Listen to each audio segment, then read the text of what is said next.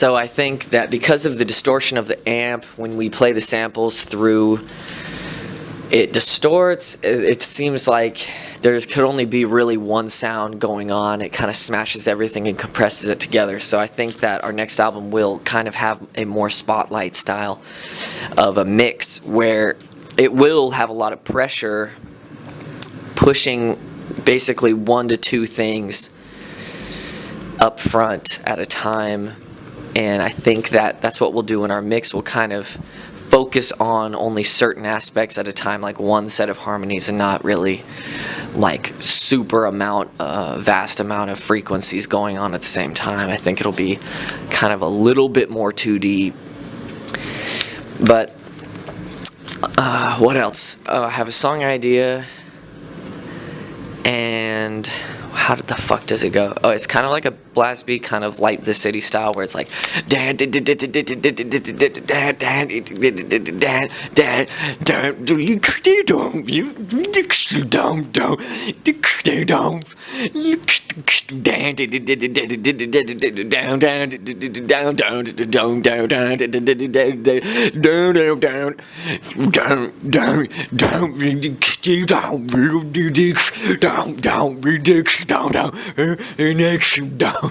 right? And it's so stupid.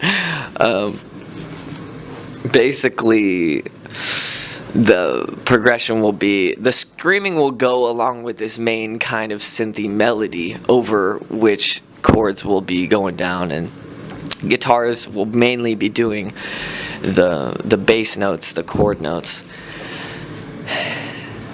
And the chugs will really be the ones that kind of like envelop everything. On the breakdown, it'll be like, right? So when the guitars come in, those will really take over the whole mix. I mean, and I think what will be happening is kind of a light legato chord that'll be the main minor root, and like a melody going on, but it's going to be really tight in a techno kind of pulsy, pumpy way, that when I'll set the aux tracks to where we'll basically throw the guitars and the rest of the musical elements together in a room where the guitars are super loud and gated, and when they come through, they're just going to blow everything else up. Will blow everything else away. So it's like, I think that's pretty good, and the screaming going with the melody is going to be great. And I think, like the Bring Me the Horizon mix, that I kind of noticed that the vocals are kind of safe away from the compression and the antagony of the different musical instruments, the decibel kind of the volume antagony. So basically, I'm going to have the vocal on its own, and the rest of the music will pretty much be kind of wrestling with each other according to level. I think I'll also somewhat make the drums a little exempt from that, but maybe not the kick, maybe not the snare. I'm not really sure. I think the snare will be exempt. I think maybe I might end up throwing the kick in together, but at the same time, the drums are already auxed together, so I might just have to make a send go to, I don't know, the whole, melodic mix. I'm not really sure about that.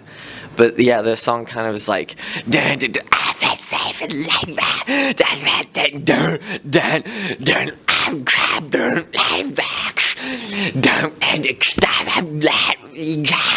and then the whole structure of the song will be kind of like A, B, double A, A, B, A, double B, double A, double B, and then C, which will just kind of evolve into D, and then that'll be the song. And I want to write a lot of the songs with the same kind of structure, just so that I could kind of predict it, so I could kind of get a groove with kind of mass producing these song ideas. I mean, of course, if one kind of demands individually that it be different than that structure, then of course I'll grant its wish. But I think that will be kind of the set, so that I could just start moving around a structure rather than, having to make that decision as well as a million other decisions. Oh, another note, there's a lot of lyric potential that's, that Vive got from the website forum. People were talking about some theories and talking about some, a lot of just theories and beliefs that people have about current and historical society and elaborations on what may or may not be fiction. And me and her agreed that those lyrics should be contributed to Church and Mental State, which is going to be like, I really feel like it's going to be a great album, a great idea. And we just got to get on doing shows. And I think really, if we save up some money, we could really make an impact in the scene first before we even try to do our first show.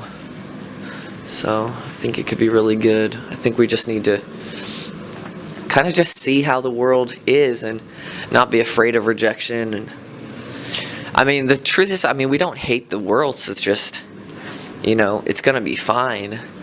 Sometimes I think, like, if I don't put a filter on myself, then the world will hate me.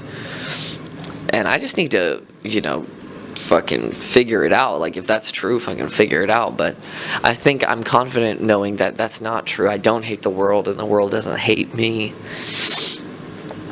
I think I was meant to be, I was told that, and somewhere along the line that impression was put on me, but not consistently enough for me to believe it, It's always the pain that you remember the most. So yeah, I'm ready to go. I'm ready to do it. We're gonna go and just kind of be ourselves, like, not be too nice, not be too boring, kind of invite people into our own thinking when we're going out there, and kind of like go where we want to go with the conversation and know where to kind of change it, know what we want to talk about, and just kind of know what we don't want to talk about, but at the same time just kind of like have our own spin on it, just kind of keep pumping out words. And people feel more comfortable even when you're just pumping out more words. Like, people, as long as you're talking, like, even if you're kind of changing the conversation a lot, they'll still flow with it, but if you're not saying anything when you should be, I think that's when people really kind of shy away from you. So this is just all pep talk for me, kind of getting off from the album idea. Yeah, me and her keep finding potential album covers, so it just, kind of like, it's almost pressuring just thinking about how many pictures we have that we really feel are worthy. But anyways,